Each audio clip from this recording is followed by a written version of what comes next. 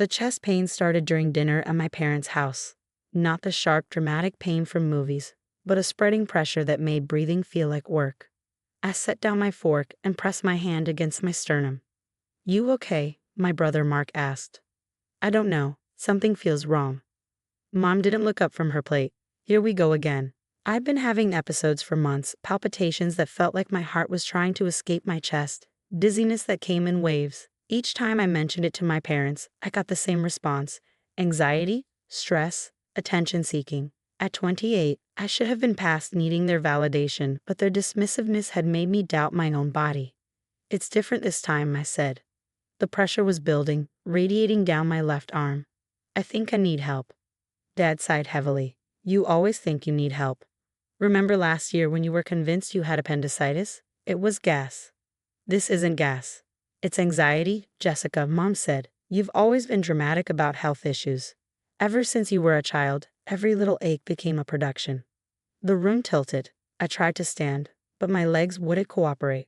I heard Mark's voice, distant and alarmed, then the floor came up to meet me. "I don't remember losing consciousness. I don't remember Mark calling 911 or the 8 minutes it took for the ambulance to arrive. My next clear memory is lying on the hardwood floor, staring at the ceiling, unable to move, unable to speak, my chest feeling like someone had parked a car on it. I heard the doorbell, heard voices, heard my mother's voice, bright and apologetic, speaking to someone at the front door. "I'm so sorry you came out for this. My daughter has a history of these episodes. She gets anxious and convinces herself something's wrong. We've been through this before." "Ma'am, we received a call about someone losing consciousness," the paramedic said, professional and concerned. Yes, my son panicked. "But she's fine. She does this for attention. Always has. She's very dramatic." I tried to call out, tried to move, but my body wouldn't respond. I could hear everything but couldn't make myself heard.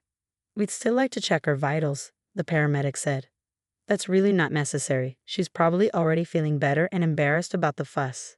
Trust me, I know my daughter. She just wants attention." There was a pause. I heard footsteps retreating, heard the door start to close. Then Mark's voice, loud and sharp: "She's not moving. She's on the floor and she's not moving." The door opened again. Footsteps rushed into the room. I saw faces above me, felt hands on my wrist, my neck. Heard urgent voices and medical terminology I didn't understand. "No pulse. Starting compressions." The words cut through everything else. No pulse. I was dead. Clinically dead. On my parents' dining room floor while my mother told paramedics I was being dramatic. They used the defibrillator twice. I learned that later, in the hospital, when a cardiologist explained that my heart had stopped due to an undiagnosed condition called Wolff-Parkinson-White syndrome, an extra electrical pathway in my heart that had been there since birth, waiting for the right combination of stress and circumstance to trigger a fatal arrhythmia. "You're lucky your brother insisted the paramedics come in," Dr. Harrison said. "Another minute and we'd be having a very different conversation."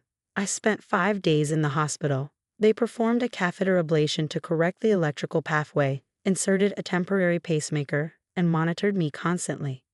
My parents visited once, the day after the incident. Mom brought flowers and acted like nothing unusual had happened. "We were so worried," she said, arranging the bouquet on the windowsill. "You told the paramedics I was faking." "I didn't say faking.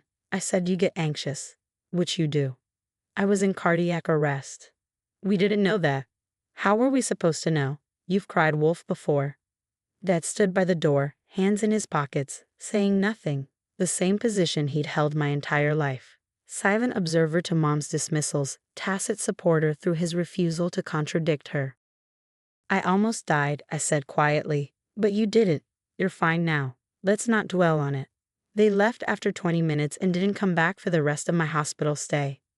My grandmother came every day.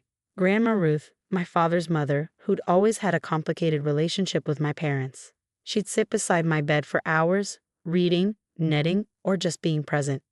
We'd always been close, but something shifted during those hospital days. She watched the door every visiting hour, noticed who came and who didn't. "Your parents aren't here again," she observed on day 3. "They're busy." Too busy for their daughter who nearly died? I didn't answer. What was there to say? "I heard what happened," she said quietly. "Mark told me about your mother turning away the ambulance." She didn't know how serious it was. She didn't want to know. There's a difference. Grandma set down her knitting and looked at me directly. I've watched your mother dismiss you your entire life. Every concern, every fear, every accomplishment. Nothing was ever quite real enough for her.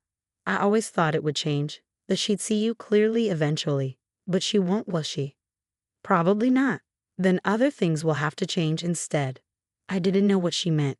I didn't think about it much during the recovery that followed. I was too focused on relearning my limits, managing new medications, and adjusting to life with a heart condition that would require monitoring forever.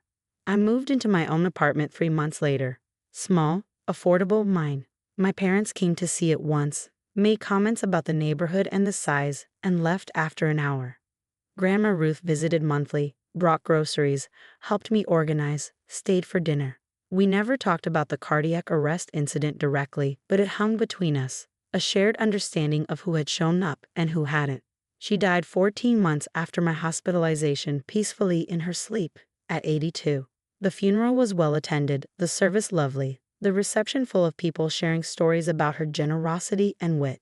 The will reading was scheduled for the following week. I expected nothing. Maybe a small keepsake, a piece of jewelry, something sentimental. Grandma Ruth had money, everyone knew that. A paid-off house in a good neighborhood, decades of careful investments, a late husband's pension. My father was her only child. The money would go to him, then eventually trickle down to me and Mark. The attorney's office was downtown, on the 14th floor, with a wall of windows overlooking the city. My parents sat on one side of the conference table, Mark and I on the other. The attorney, Mr. Phillips, was probably 60, gray-haired and serious. "Thank you all for coming," he began. "Ruth's estate is straightforward, and she left very clear instructions. She also left a letter explaining her decisions, which I'll read first." He opened a sealed envelope and unfolded a single sheet of paper in my grandmother's handwriting. "To my family," he read, "I've thought carefully about how to distribute my assets. For most of my life, I plan to leave everything to my son David, trusting he'd use it wisely and provide for his children. But in the last years of my life, I witnessed something that changed my mind. I watched David and his wife dismiss their daughter's serious medical concerns. I watched them turn away an ambulance while Jessica was dying. I watched them laugh it off afterward, minimize it, refuse to acknowledge their mistake. And I realized that people who cannot see their own child clearly, who cannot admit when they're wrong, who value their pride over their daughter's life, cannot be trusted with my legacy. Therefore, I leave the bulk of my estate to Jessica, who survived not because of her parents but despite them." The silence in the room was absolute. Mr. Phillips continued reading the will's specifics. The house, valued at $900,000. Investment accounts totaling $1.6 million. Savings bonds, retirement accounts, personal property, all to me. My father received $25,000 and Grandma's wedding china. The letter specified that this token amount was intentional, a statement rather than an oversight. Mom's face went through several colors: red, white, purple. Dad just stared at the table. "This isn't legal," Mom finally said. She wasn't in her right mind. "Mrs. Morrison, I assure you the will is completely legal. Ruth was evaluated by 2 physicians prior to making these changes. She was of sound mind and clear intent. There's also a no contest clause. If you challenge the will, you forfeit even the $25,000. "When did she change it?" Dad asked, his voice hollow. 16 months ago, shortly after Jessica's hospitalization. We filed out of the office in silence. My parents didn't speak to me, didn't look at me. They got in their car and drove away. Mark hugged me in the parking garage. "Grandma made the right call," he said. "I'm glad she did it." The inheritance changed my life in practical ways. I paid off student loans, bought a reliable car, and moved to a better apartment. I set up investment accounts, met with financial advisors, and learned to manage money I'd never expected to have. But the real change was internal: security, independence, the knowledge that someone had seen me clearly and chosen to believe me, to protect me, to acknowledge what my parents never would. My parents didn't contact me for 6 months. Then Dad called. "We need to talk about finances," he said without preamble. "Okay. Your mother and I are having some difficulties. The mortgage is behind. We've got credit card debt we didn't realize had gotten so high. We were counting on your grandmother's money to handle retirement planning." "I see. We need help, just temporarily." Maybe 5,000 to catch up on bills? No. Silence. Then, no. I'm not giving you money. Jessica, we're your parents. That money should have been ours. Your grandmother was my mother. And you were fine with her dying daughter. She noticed. She made her choice. That's not fair. We didn't know you were really sick. You stopped an ambulance. You laughed about it afterward. Mom told her friends at the funeral reception that I'd been overdramatic about a little heart flutter. More silence. We made a mistake, Dad said finally, but we're family. You can't just abandon us. I didn't abandon anyone. I almost died on your dining room floor, and you told paramedics I was attention-seeking. Grandma saw that. She decided who deserved her legacy. So you're going to let us lose our house? You're going to let you lose your house. Your financial planning isn't my responsibility. He hung up. Mom called an hour later, crying, begging. Then Dad again, angry. Then both of them together, alternating between guilt trips and demands. The calls kept coming. Every few weeks, a new crisis. The mortgage was foreclosing. The car needed repairs they couldn't afford. Medical bills were piling up. They needed $3,000 a month just for basics, just until they got back on their feet. Each time, I said no. You have millions, Mom said during one call. You don't even need it all. We're asking for crumbs. Crumbs, I repeated, like the attention I was supposedly seeking when my heart stopped. Why can't you let that go? It was an honest mistake. Because you've never admitted it was a mistake. You've never apologized. You've never acknowledged that your dismissiveness almost killed me. You want my help now, but you couldn't be bothered to help me when I was dying. So this is punishment? No. This is a boundary. Grandma left me this money because she knew I needed protection from you. She was right. The calls became less frequent. I heard through Mark that they downsized, sold the house, moved to a smaller place. That they were managing but bitter.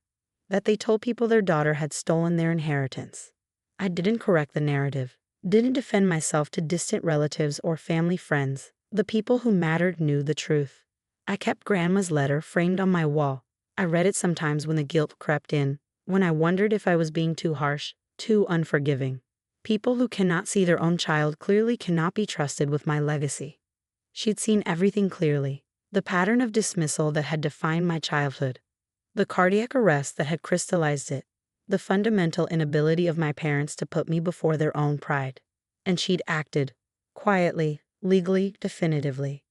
My heart condition is managed now, regular checkups, careful monitoring, medication that keeps the electrical pathways behaving. I live a normal life, work full-time at a job I enjoy, have friends, hobbies, plans for the future. I live this life in Grandma's house, the one she left me. I painted the walls, updated the kitchen, made it mine while keeping pieces of her everywhere. Her garden still blooms each spring. Her books still line the shelves. My parents have never seen it. They call sometimes still, less often now, still asking for help, monthly allowances, just a little support to make things easier. I think about the ambulance sometimes, about my mother's voice at the door, bright and dismissive, sending away the people who could save me. About my father's silence, his constant, enabling silence. About dying on their floor while they prioritized their perception of me over the reality of my body shutting down. Some things can't be forgiven, not because I'm holding a grudge, but because they require acknowledgement that never comes, an apology that never arrives, an understanding that remains forever out of reach. Grandma Ruth understood that. She didn't leave me the money out of anger. She left it out of protection, out of recognition that some people will never see you clearly, and the best gift you can give someone is the means to build a life beyond their blindness. So I built it. This life, this home, this security. And when my parents call asking for allowances, asking for help, asking for the money they believe they deserve, I think about Grandma's letter. And I say no. Not out of spite, not out of revenge, but out of the simple truth that the woman who stopped an ambulance while I was dying doesn't get to profit from the grandmother who noticed. Hey there, I'm Amelia. I'm 28 and absolutely crushing it in the marketing world here in the Big Apple. I just scored a promotion to senior executive, and life is looking pretty fantastic. My fiancé John is a sharp, ambitious lawyer, and together we're the power couple of our friend group. Now let's get into my family situation. My dad, also named John, has always been my rock. We're as close as they come, but then there's my stepmom, Karen, who's a piece of work, and my stepsister, Hazel. Well, she's a whole other story. Amelia, honey, have you thought about inviting Hazel to your engagement party? Dad's voice crackles through the phone. I sigh. Dad, you remember what happened at my graduation? He chuckles. I know, sweetheart, but she's family. Thinking back to when Dad and Karen got married, I remember Hazel making high school villains look like saints, always pulling stunts for attention, always competing with me. Fine, Dad, I'll invite her. But if she shows up in a white dress, I'm not responsible for my actions. He laughs, relief evident in his tone. After hanging up, I flop onto my couch, thoughts racing.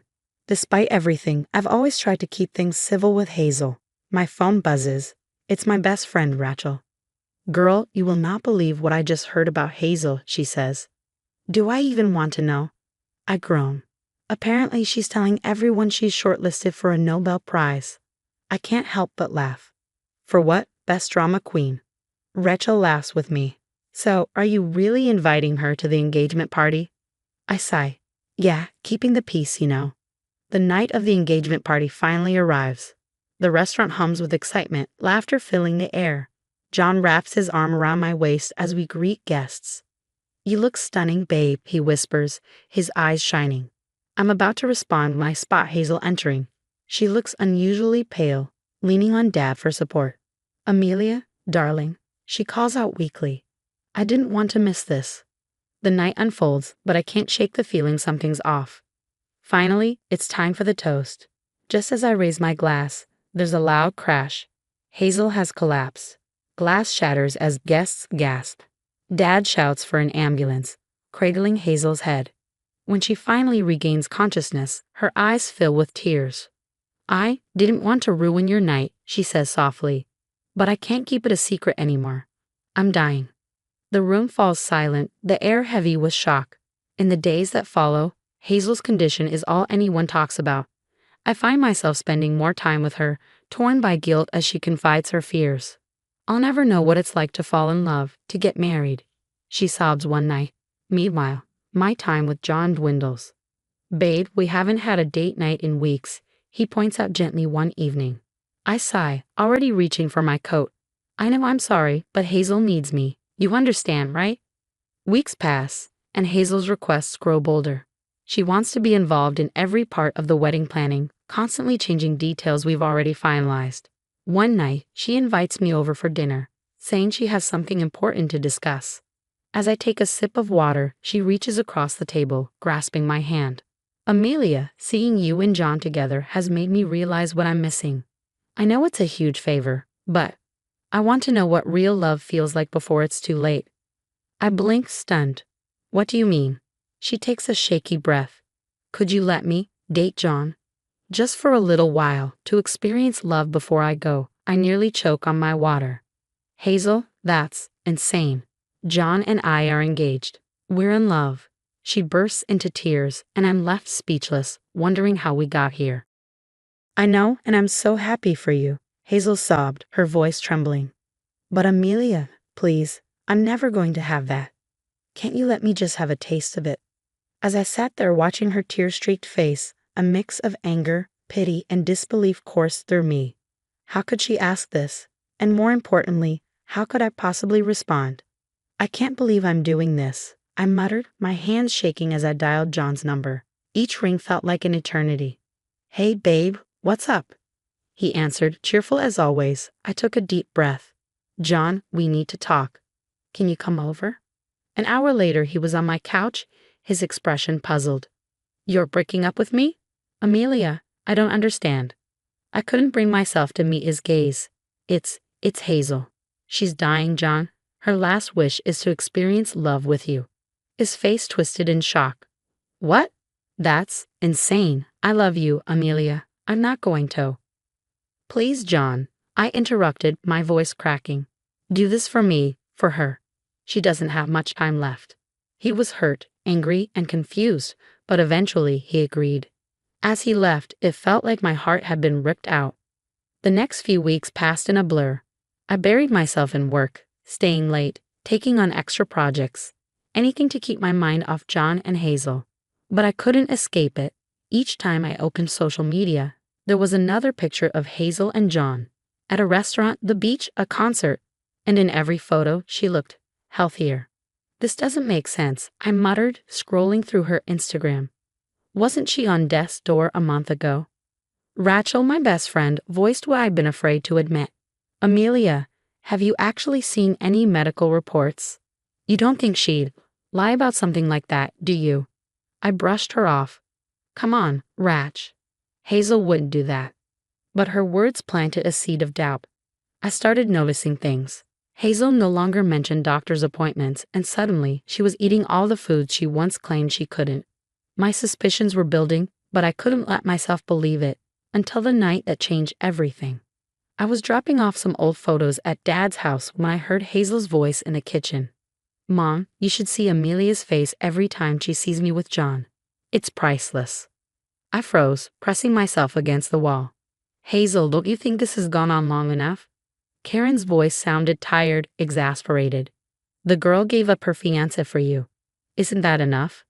Hazel's laugh was cold, a sound I'd never heard from her before. Are you kidding? This is just the beginning. By the time I'm done, I'll have everything Amelia ever wanted. The job, the man, the life. And the best part? She handed it all to me on a silver platter. And your illness? Karen pressed. Please, as if I'd actually make myself sick. It was all an act, and Amelia fell for it. Hook, line, and sinker. My world spun. I felt sick, betrayed, furious. Hazel had been playing me, manipulating all of us. Rage propelled me forward as I stormed into the kitchen, phone in hand, recording. Karen followed, wide-eyed and silent. Hazel's expression shifted into fake innocence the moment she saw me. Amelia, what's going on? Cut the crap, Hazel. I heard everything. Her face dropped for a split second before she regained her composure. I don't know what you're talking about. Really? I shot back. So you didn't fake a terminal illness to steal my fiancé? Karen tried to interject. Amelia, let's not be hasty. Shut up, Karen. I snapped. I heard you too. You knew the whole time. Hazel's mask cracked and she sneered. Fine, you want the truth? Yes, I faked it. And you know what? It was almost too easy. Poor, gullible Amelia, always doing the right thing. I felt like I was going to be sick. Why, Hazel? Why would you do this to me? Because you always had everything, she spat. The loving dad, the perfect career, the amazing fiancé. I wanted that. I deserved that. I shook my head in disgust. You're pathetic, both of you. I turned to leave, but Hazel grabbed my arm. You can't tell anyone. You'll ruin everything. I yanked my arm free, meeting her gaze with steely resolve. Watch me. The next few hours are a whirlwind. First, I show the recording to my dad. He's devastated, angry, and shocked. I can't believe this, he mutters, his head in his hands. My own wife, my stepdaughter. Then comes the hardest part, calling John. He answers immediately.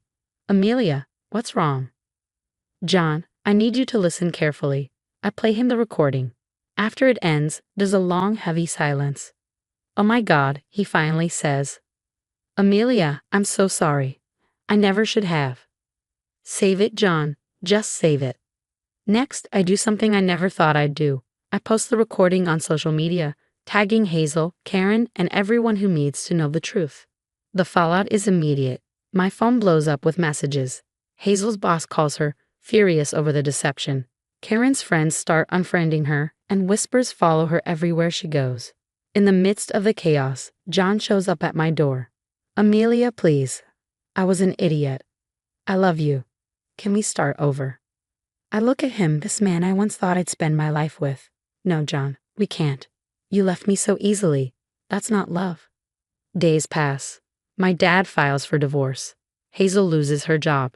Karen can't step out in public without facing people's judgment. Then my boss calls me into her office. I brace for bad news, but instead she smiles.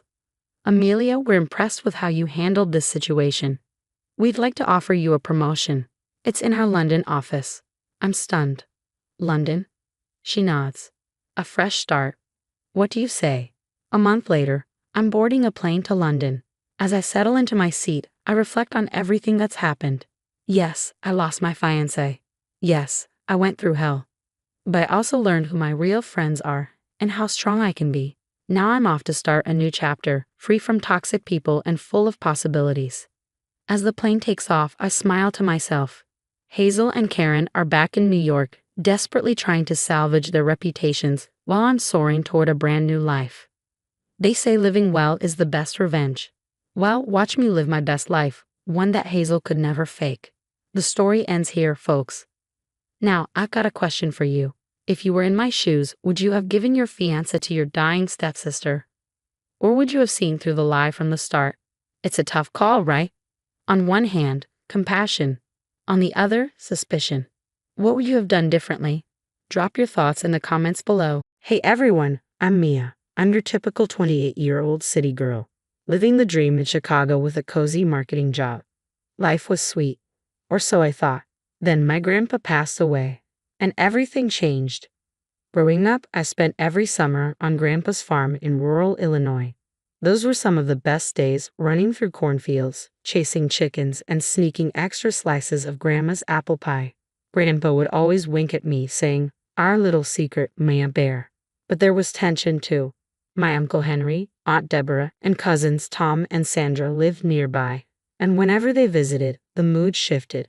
Grandpa would get quiet, and I'd overhear hushed arguments like, "Henry, you can't keep asking for advances on your inheritance. It's my birthright, Dad. You owe me." At the time, I didn't understand. Now? Oh, I get it. Last week, we were all packed into a stuffy lawyer's office for Grandpa's will reading. I was trying to hold back tears, missing him something fierce. Then, the lawyer announced, "To my granddaughter Mia, I leave my entire farm and all its assets." You could have heard a pin drop. Then all hell broke loose. "This is ridiculous." Uncle Henry shot up, face red as a tomato. "Dad promised me that farm." Aunt Deborah screeched like a barn owl. "She doesn't know the first thing about farming. She'll ruin it." Tom and Sandra glared at me like I'd robbed them. Real family love, right? I was in shock. A whole farm? Me? A city girl who can barely keep a houseplant alive. But then, a strange excitement bubbled up inside me. Grandpa believed in me. He trusted me with his legacy. "I'll do it," I heard myself say. "I'll run the farm." Uncle Henry laughed, a nasty, mocking sound. "You, little Miss Manicure, you won't last a week." My hands shook, but I held his gaze. "Watch me." As we left, I heard Tom muttering to Sandra, "Dad'll fix this. No way we're letting her take what's ours." I should have been scared, but instead, I felt fired up. Grandpa saw something in me, and I was going to prove him right. Driving back to Chicago, my mind was spinning. How do you even start running a farm? What about my job, my life? But I remembered Grandpa's words from my last visit. "Maya, sometimes life throws you a curveball. You just gotta grab that bat and swing." Well, Grandpa, here goes nothing. Packing up my life felt like jumping off a cliff without a parachute. But no guts, no glory, right? I walked into my boss's office, took a deep breath, and dropped the bomb. "I need a leave of absence. I inherited a farm." Her jaw practically hit the floor. "A farm?" A week later, I pulled up to the farmhouse in my little sedan, feeling like a fish out of water. Before I could even grab my bags, here comes Uncle Henry, stomping across the yard. Well, look who thinks she can play farmer," he sneered. "Nice to see you too, Uncle Henry," I said, keeping it civil. "This isn't some petting zoo, girl. You're in over your head." I brushed past him, lugging my suitcase. "Thanks for the welcome, but I'll manage." If only that was the worst of it. The next morning, I found a huge hole cut in the main pasture fence, cows everywhere. I was running around in my pajamas, herding cows like a city girl rodeo. And it just kept coming. Tractor tires slashed, chicken coop doors left open. Every day, something new. One night, I'd overheard Tom and Sandra whispering behind the barn. "Dad says we gotta step it up. Make her life hell till she gives up and sells." "What if she doesn't?" Sandra asked. "Then we get creative. Nobody blame her if she had an accident out here, all alone." My blood ran cold. This wasn't just family squabbling anymore. This was dangerous. I went to the sheriff, John, no relation, unfortunately, but he laughed it off. "Sounds like typical new farmer troubles. You sure you're cut out for this, little lady?" With no help from him, I was at my wit's end when my boyfriend Jake came to visit. I thought, finally, some support. But after just one day of nonstop chaos, he broke down. Maya, this is insane. Just sell the damn place and come back to Chicago. I can't, Jake. This was Grandpa's legacy. Well, I didn't sign up for this drama. Call me when you come to your senses. And just like that, he was gone. I cried myself to sleep that night, feeling more alone than ever. But the real blow came a few days later. I finally lined up a meeting with some big produce buyers, a chance to turn things around. The night before, I went to check on the animals one last time when wham, someone shoved me into the barn and slammed the door. Hey, let me out, I screamed, pounding on the door, but it was padlocked from the outside. I spent the whole night trapped, missing my big meeting. When I finally got out the next morning, filthy, exhausted, I seriously considered throwing in the towel. Maybe they were right, maybe it wasn't cut out for this. Then, in the corner of the barn, something caught my eye, a faint glint from beneath a pile of old tools. Curiosity took over, and I went to check it out. What I found changed everything. After that awful night trapped in the barn, I was done, finished. I stumped into the house, grabbed my suitcase, and started shoving in clothes. They win, I muttered, wiping away angry tears. I can't do this anymore. But as I was clearing out the attic, looking for some old photos to remember Grandpa by, I noticed something odd, a floorboard that didn't quite fit. I pried it up, and beneath it was a hidden compartment with a dusty journal and a stack of legal papers. My hands shook as I opened the journal. It was Grandpa's handwriting. I whispered, "Oh my God," as I read entry after entry. The truth was all there. Years of Uncle Henry embezzling from the farm, cooking the books, and squeezing Grandpa for more money. And the papers? A real will, not the one from the lawyer's office. This one clearly stated the farm was meant for me, always. But there was more. Mixed in with farm records were notes on a shady real estate scheme Uncle Henry had been involved in. It looked like he was buying up land to flip for massive profits, and not exactly legally. I realized I needed help. This was way beyond anything I'd ever dealt with. That's when I remembered Maria, a friend I'd met in town. I took a chance and called her, praying she'd pick up. "Maria, it's Mia from the John farm. I need your help. It's big." Bless her, she came right over. We spread everything out on the kitchen table and her eyes grew wide. "Maya, this is huge. Your uncle could go to jail for this." "So, what do we do?" A glint sparked in Maria's eyes. "We play it smart. Make them think they've won, then hit them where it hurts." We stayed up all night, plotting and planning. By morning, we had a game plan that would make Sun Tzu proud. Step 1. Make them think I was leaving for good. I waited until I knew Uncle Henry would be watching, then started loading up my car, putting on my best defeated face. Right on cue, he swaggered over. "Finally saw sense, huh? Knew you couldn't hack it." I forced myself to look defeated. "You were right, Uncle Henry. I'm not cut out for this. The farm's all yours." "Damn straight it is. They'll let the door hit you on the way out, princess." It took everything I had not to slap the smug look off his face. Instead, I got in my car and drove off, watching his little victory dance in my rearview mirror. Little did he know, I was just heading to Maria's to lay low. For the next 2 weeks, Maria and I worked nonstop.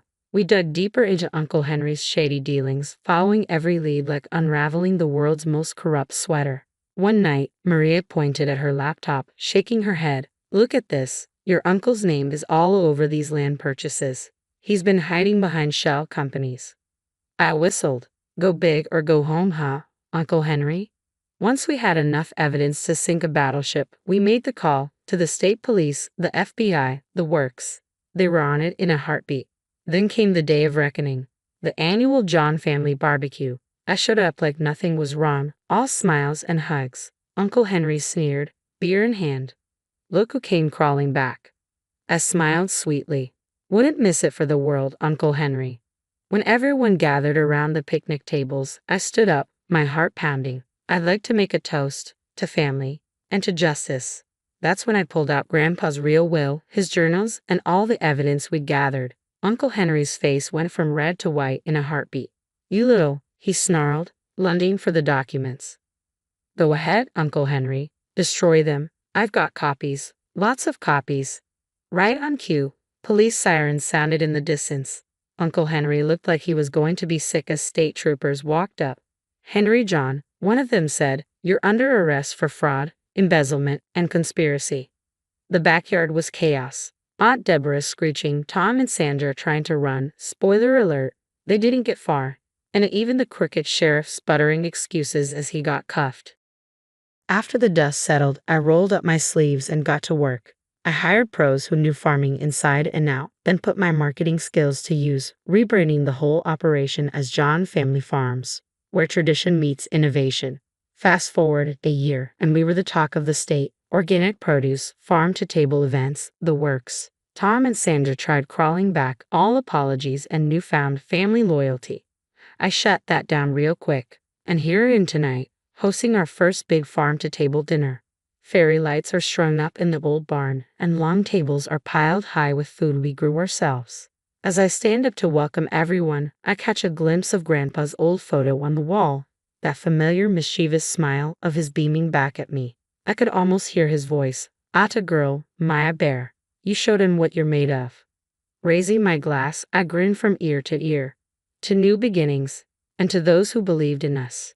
Cheers, everyone. Glasses clink, laughter flows, and I know, deep down, this is exactly where I'm meant to be.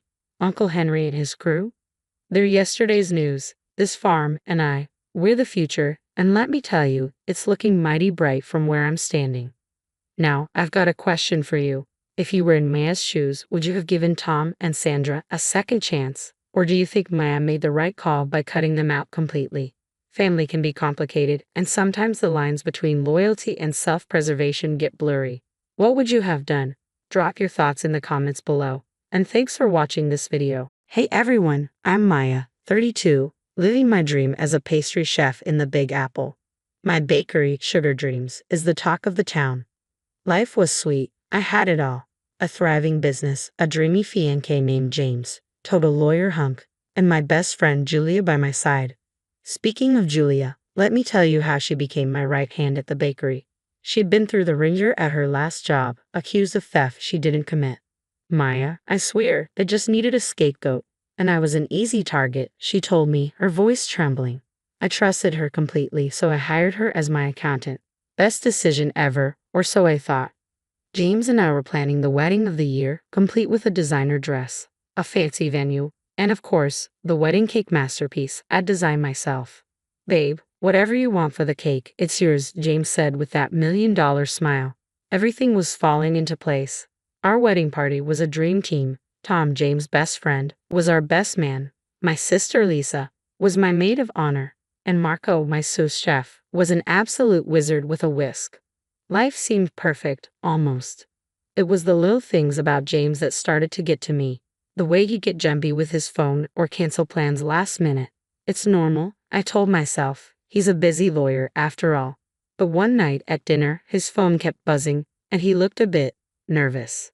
"Everything okay?" I asked. "Oh, yeah, just work stuff, you know how it is," he replied, flashing that smile that usually melted my worries. But I couldn't shake a growing unease. Over the next few weeks, James seemed even more distracted, always glued to his phone. Finally, I confronted him. "Babe, you've been pretty attached to that phone lately. Is everything all right at work?" He looked startled for a split second, then recovered with, "Yeah, just a big case. You know how it is." But I didn't really know, did I? The next day at the bakery, I couldn't focus, and Julia noticed. "Maya, what's wrong?" she asked, glancing over with concern. "It's James," I admitted. "He's been so distant lately." "Am I crazy?" Julia forced a smile. "Come on, it's probably just pre-wedding jitters. You know how guys get." I wanted to believe her, but there was something off in her voice. Later that week, while James was showering, he left his phone on the counter. Curiosity got the better of me. I shouldn't have looked, but I did, and my stomach dropped. Dozens of texts from someone named S with heart emojis. When James came out, I confronted him. "Who's S, James?" He paused, then laughed. "Oh, that's just Sam from the office. You know, the intern. She's emoji crazy." I nodded, but my gut told me something wasn't right. A few days later, I ran into Tom at a coffee shop near James' office. He seemed surprised to see me. "Maya, I thought you'd be at James' business dinner tonight."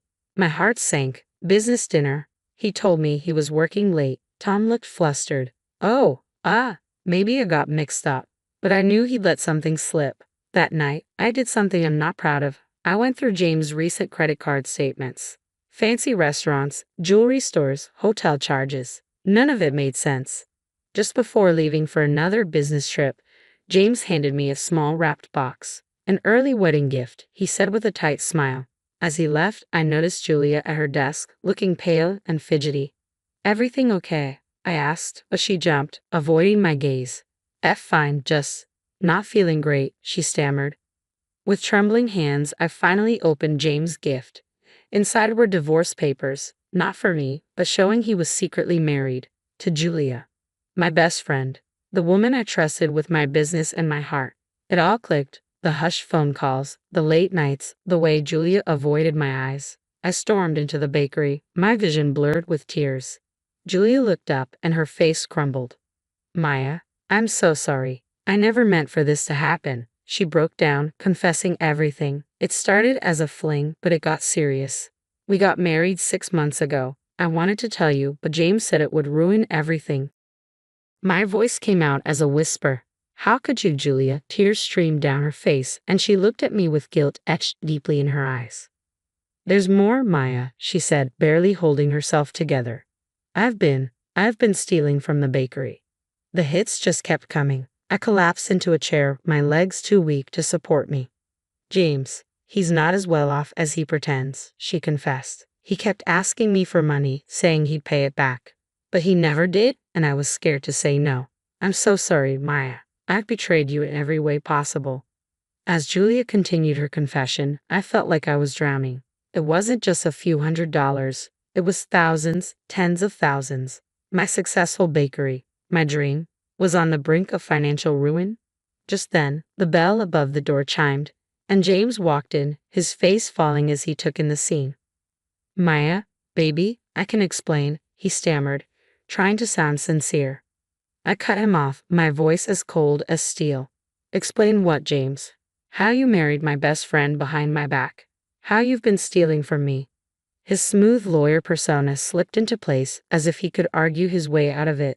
"It's not what you think. Julia and I, we love each other. We didn't mean to hurt you. And the money, it was just temporary. I was going to pay it all back." I let out a hollow, bitter laugh. "Love? You don't know the meaning of the word. Neither of you." Julia reached out to touch my hand. "Maya, please, we can fix this somehow."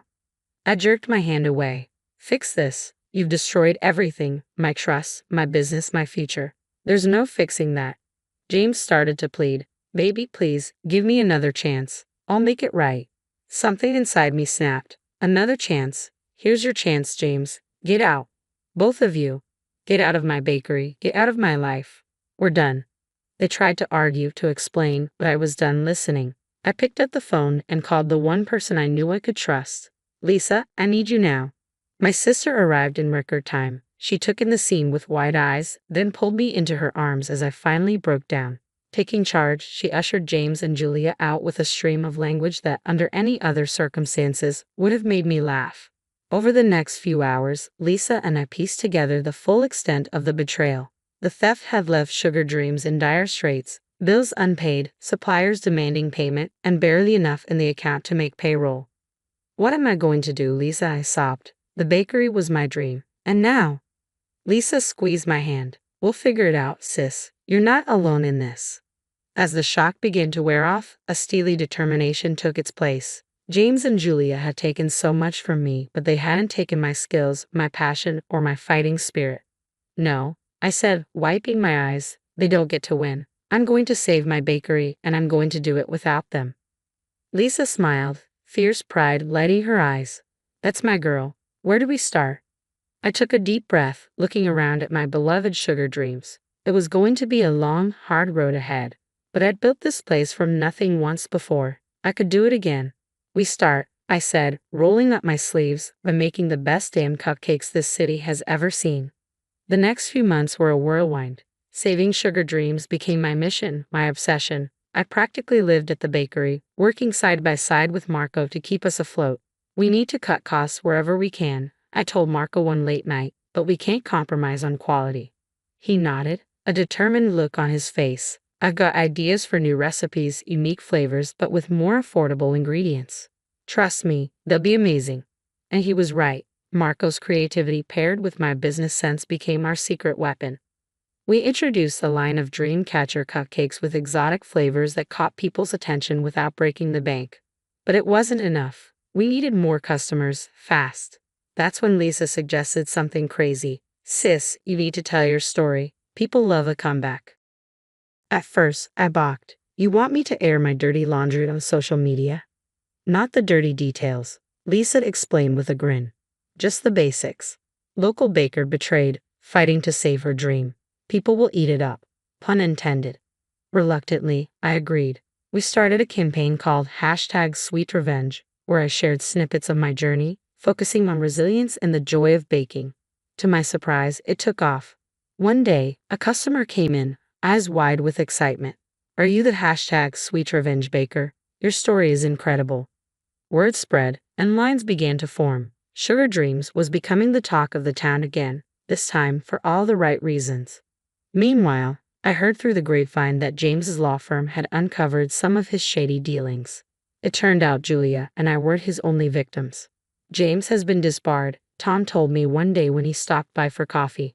The firm's in shambles, and he's facing serious legal trouble. I'd be lying if I said I didn't feel a twinge of satisfaction, but mostly, I felt relieved that James couldn't hurt anyone else.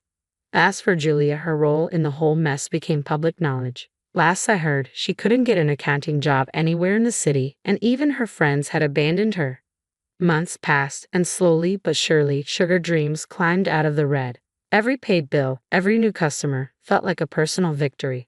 1 year to the day after I discovered James's betrayal, I stood in my bustling bakery, the air thick with the scent of fresh pastries and the hum of happy chatter. Marco appeared at my side, grinning. We did it, boss. We really did it. I smiled back, feeling a warmth that had nothing to do with the ovens. We sure did. Just then, the bell above the door chimed, and I looked up to see a familiar face. James. He looked terrible, his designer suit replaced by worn clothes, his confident swagger gone. Our eyes met, and for a moment I saw a flicker of the man I thought I'd loved. But then he turned and fled, the bell jangling behind him. I could have felt angry or sad, but instead, I felt free. Turning back to the bakery, my bakery, I picked up a piping bag. There were cupcakes to frost, customers to serve, and a sweet, successful future ahead. And it was all mine. And now, I have a question for you. If you were in Maya's shoes, would you have given James or Julia a second chance? Or do you think cutting ties completely was the right move? Share your thoughts in the comments below.